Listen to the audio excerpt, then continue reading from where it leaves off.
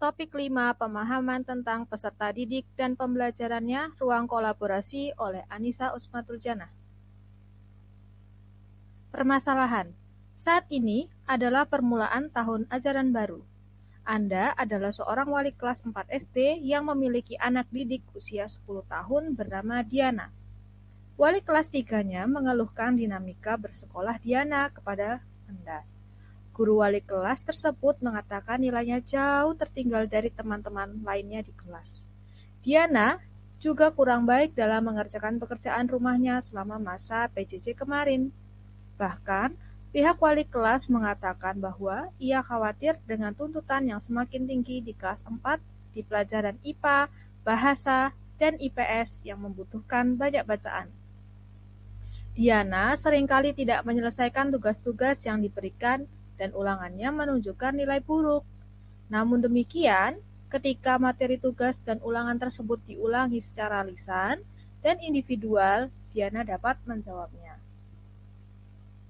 Nah, pertanyaan pada kasus yang pertama, kira-kira bagaimanakah cara melakukan asesmen terhadap keadaan Diana? Yang kedua, jenis asesmen apakah yang akan Anda berikan kepada siswa Anda tersebut? Jelaskan pertimbangan Anda. Yang ketiga, kesimpulan apa yang Anda dapat tarik dari asesmen yang Anda desain dan lakukan tersebut? Baik, untuk menjawab pertanyaan pertama, tujuan asesmen yang akan dilakukan pada kasus Diana itu yang pertama adalah checking up, yaitu mengecek capaian dan kemampuan yang dimiliki oleh Diana. Yang kedua, finding out atau mencari, menemukan, dan mendeteksi kekurangan yang dimiliki oleh Diana. Setelah kita mengetahui hal tersebut, nah cara yang dapat dilakukan guru untuk melakukan asesmen yang pertama, mencari tahu bagaimana karakteristik dan latar belakang Diana. Yang kedua, asesmen pada Diana yaitu dengan memberikan tes lisan, dapat berupa pertanyaan-pertanyaan, perintah, kuis yang diberikan pendidik secara lisan dan peserta didik merespon pertanyaan tersebut secara lisan. Sehingga untuk sementara itu akan menggunakan tes yang berupa tes lisan antar individual antara guru dan Diana. Kemudian jenis asesmennya itu ada dua. Yang pertama asesmen diagnostik dan asesmen performa. Asesmen diagnostik itu yang pertama ada yang kognitif dan non-kognitif.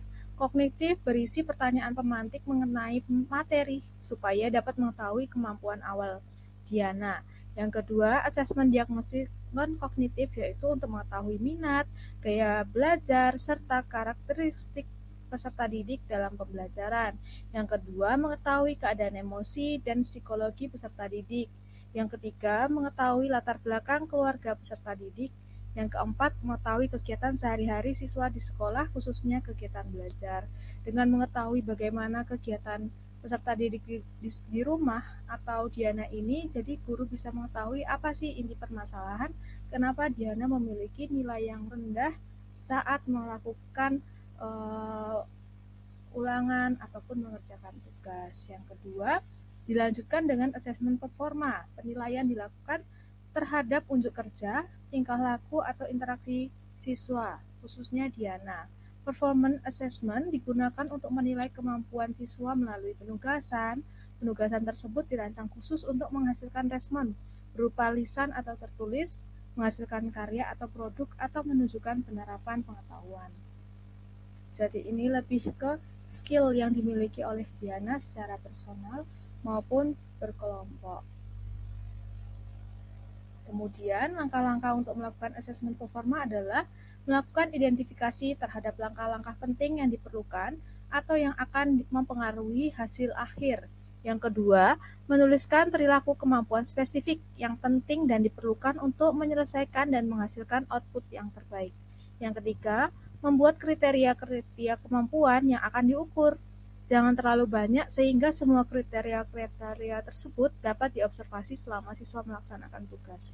Yang keempat, mengurutkan kriteria-kriteria kemampuan yang akan diukur berdasarkan urutan yang dapat diamati. Dan yang kelima, kalau ada periksa kembali dan bandingkan dengan kriteria-kriteria kemampuan yang dibuat sebelumnya oleh orang lain. Nah, kesimpulannya itu dalam pemberian asesmen harus disesuaikan dengan karakteristik siswa dengan menggunakan kisi-kisi yang sesuai dan rubrik penilaian yang sesuai dengan asesmen tersebut. Penggunaan penilaian diagnostik untuk mengawali kegiatan pembelajaran dan menggunakan penilaian formatif dalam pembelajaran. Asesmen formatif yaitu asesmen yang bertujuan untuk memberikan informasi atau umpan balik bagi pendidik dan peserta didik untuk memperbaiki proses belajar.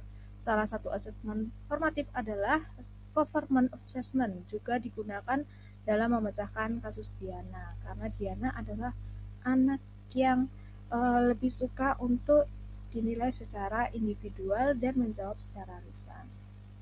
Sekian yang dapat saya sampaikan. Terima kasih.